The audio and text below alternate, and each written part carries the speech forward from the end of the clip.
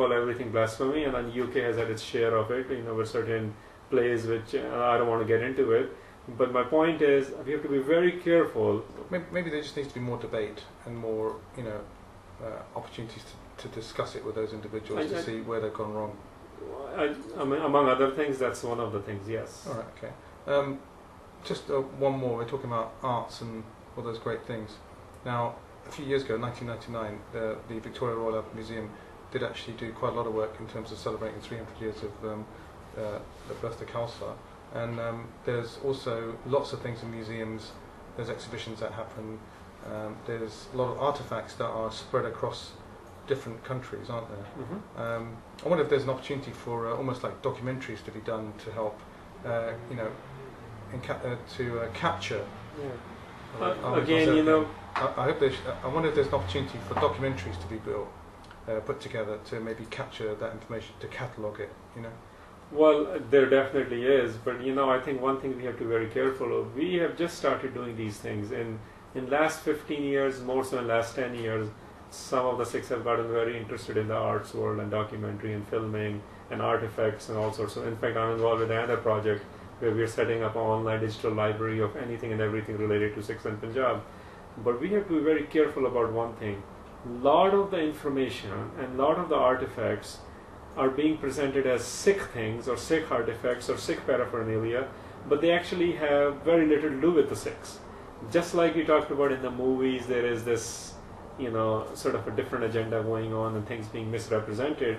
Same stuff is happening in the art world. A lot of the Punjabi things or Indian things, again, I have nothing against that, but when you're cataloging it, when you're presenting things that this is the Sikh idea, or let's say you show a portrait and say this is Sikh art, well, is it? I think that's the kind of questions we haven't started to ask yet.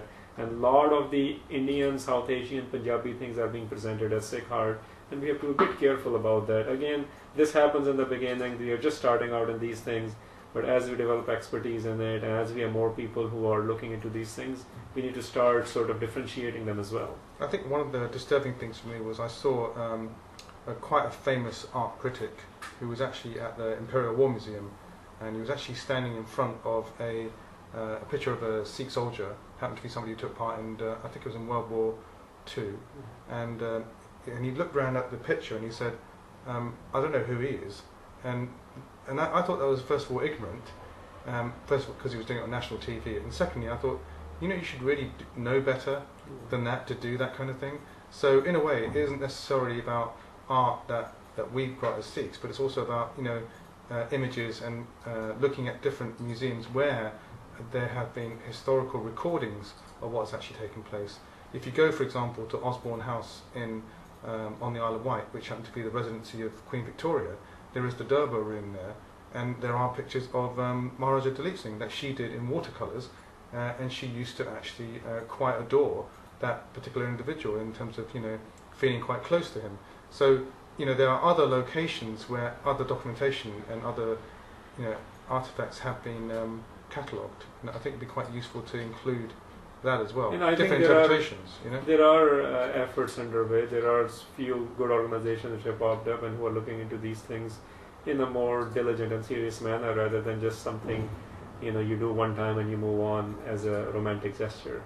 And that's what all of these things require. You initially start these things out because you feel like it, and at some point when few people make careers out of this, we will see better, more comprehensive and more creative angles to it. I just want to say one more thing. That was recently the BBC did a documentary. They went around India, and they normally do this kind of stuff. They have different guys running around doing it. And I actually wrote to the BBC and said that I actually was very disturbed by the way in which the whole Mughal Empire had been skimmed over, in terms of making them to be looking like good guys. Yeah. And there was no mention of any other activity that was going on.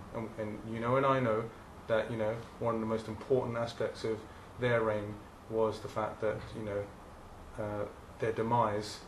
The Sikhs are very, very involved in the fact that we were against the ethnic cleansing campaign that they were involved in. It seems to almost washed over the ethnic cleansing aspect of the Mughal Empire, and many documentary makers are skimming over that.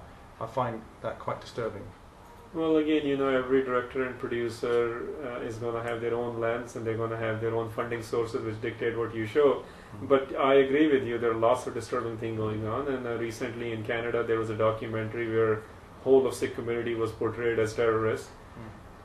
We are going to face those things. I think there needs to be responses to them. There need to be, but at the same time, I have seen documentary on History Channel in America on 1984. I haven't seen anything like it where they actually presented the Sikh side as well as the government side. And that goes into the core of issues of journalistic abilities. And recently I saw a movie about how 60 Minutes didn't do a show initially because they were too scared that the tobacco industry will buy them.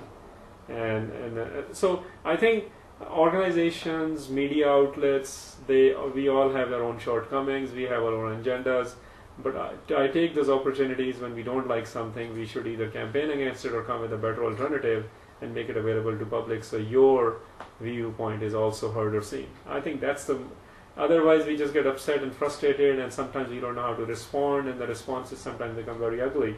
I come from that school of thought which believes, you take all your anger and frustration, you channelize into some either civil disobedience movement, or you start your own responses and present your sides to the stories. Yeah, I think that's a good way to end, to say that there are lots of good things happening. Yeah. And there are lots of opportunities for people to help each other, and also to help those that do make that misinformation reconsider why they did it in the first place and how they should improve. And problem is that most of us, when we don't like it, we just remain spectators and we get frustrated in their after dinner side of scenarios. I think if you're not liking something, help those organizations who are trying to do something about it. Help the media outlets who are trying to do something about it, whether it's a written media or visual media. So the way people can get involved in these things is to go buy and see movies which you think are presenting the Sikh perspective properly. And more VC2 as well, more viewer created content which is something that's good and high quality absolutely. And get involved. Provides a good image. Get involved, absolutely. That's right. Okay, Harinder, thanks very much for meeting up again. Really value your time.